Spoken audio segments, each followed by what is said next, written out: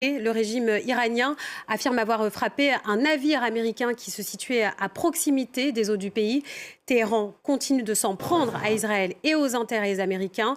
La correspondance de Siavosh Ghazi. Absolument, pas seulement cette attaque, il y a une série de revendications d'attaques contre Israël, bien sûr, frappées à deux reprises au moins depuis la nuit dernière, et puis contre les bases américaines dans la région.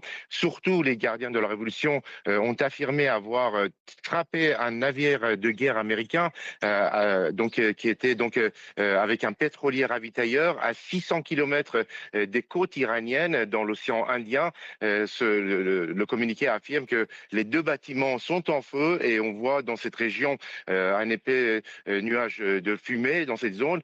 Et puis il y a aussi une déclaration des gardiens de la Révolution répondant au président Trump qui avait dit que des navires américains pouvaient accompagner les navires commerciaux dans le détroit d'Ormuz. Les gardiens de la Révolution ont dit il faut seulement écouter les ordres des gardiens de la Révolution et ne pas tenir compte des autres déclarations. Il y a déjà 10 bâtiments, selon les gardiens de la Révolution, 10 pétroliers ou navires marchands qui avaient tenté de traverser le détroit, qui ont été frappés par des drones ou des missiles, dont certains étaient en feu ces derniers jours. L'Iran montre aussi ses muscles sur le détroit d'Ormuz pour empêcher toute navigation et toute exportation pétrolière, alors que l'Iran ne peut plus lui-même exporter du pétrole.